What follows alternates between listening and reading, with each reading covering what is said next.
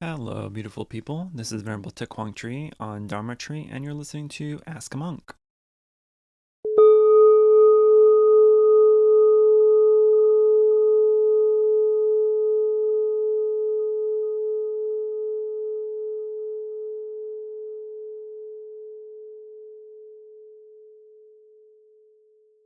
So today's quick episode, again, I always say quick, but we'll see how that works, is answering a question that we typically get and that I received the other day during our service. And the question is, why do we bow during services? And it's a pretty simple answer for the most part, or at least the way I explain it hopefully makes sense. So we'll see. But we are bowing for the most part in all Buddhist traditions. There's always three bows for the three jewels, the Buddha, Dharma, and Sangha. And so as we bow, we're bowing in gratitude toward and for the three jewels, as well as gratitude, of course, to the Buddha and for his teachings and for our practice. And so at the temple, when we're bowing, that's basically the main reason for bowing is to the three jewels for, the appreciation and gratitude toward the three jewels. But also, we're bowing to ourselves and our own Buddha nature, right? We are bowing in to show humility and to show compassion for ourselves because we too are able to become Buddhas or Bodhisattvas. And so when we bow, we're not just bowing to the three jewels, but we're bowing to our own nature, our own capability of becoming a Buddha. And so when we're doing that, it it should hopefully provoke, feelings of gratitude and humility toward ourselves and toward our practice. As well as when we're bowing to others, especially when we're bowing to monks or nuns or to other Buddhist members, we are also bowing to their own Buddha nature, right? And we're bowing to a future Buddha. So it also accumulates merit because we see in the sutras all the time that people or the disciples have followed, millions of Buddhas over millions of lifetimes. And that may seem a little super specific, saying, specifically, millions of Buddhas. But what it really also means is that we are bowing to potential Buddhas. And so when they eventually do become a Buddha, in a past life, we've attended to them, we've bowed to them. And so we've accumulated merit even before someone reaches Buddhahood.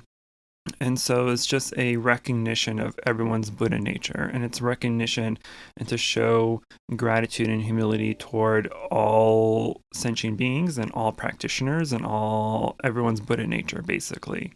And so it's not a form of necessarily form of worship or idolizing the Buddha, right? Because when we are bowing in the temple, right, and we're bowing toward the statues, of course, but the statues are just statues. They're made of plastic or resin or cement or whatever it may be, right? It's not a real thing, right? So it doesn't really make sense to be bowing down or worshiping a statue, right? It doesn't make sense. That's not correct. So the statues, of course, are there just to kind of give us a visual representation of our practice, to remind us of our practice and to aspire to become Buddhas. But even if the statues weren't there, even if any icons or iconography wasn't present, we can still bow in the same loving way, in the same aspiration to show that gratitude and humbleness to historical Buddhas or any Buddhas or Bodhisattvas and to ourselves, of course. And so it's not a necessarily form of worship, right? We're not worshiping the Buddha. The Buddha wasn't a god or deity. He was simply a teacher of the path, and so we bow toward him for gratitude as a thanks, right? Because bowing is just another form of communicating a hello to people, basically, right? Instead of vocally saying hello or physically shaking someone's hand, we bow, right? So it's really just a form of respect, a form of gratitude. So it's important to note that it's not, or it doesn't have to be a symbol of worship of any way, or anything like that. So we have to try to remind ourselves to kind of get out of that habit thinking, because I see a lot of people who come to the temple often and they're very hesitant, as even though they are with us and they practice and they contribute to the services or any activities. Some people are still hesitant to do any of the bowing because they're thinking, I'm bowing down to someone in worship, but that's really not the case. So it's just important to know that it's not a form of worship. It doesn't, I mean, to some it may be, but for the most part, it's just a way for us to show that humility and show that gratitude toward the teachings, because without the teachings, then we would be still lost on a path, right? So hopefully that made sense. And hopefully that answers that question for anyone who may have had it.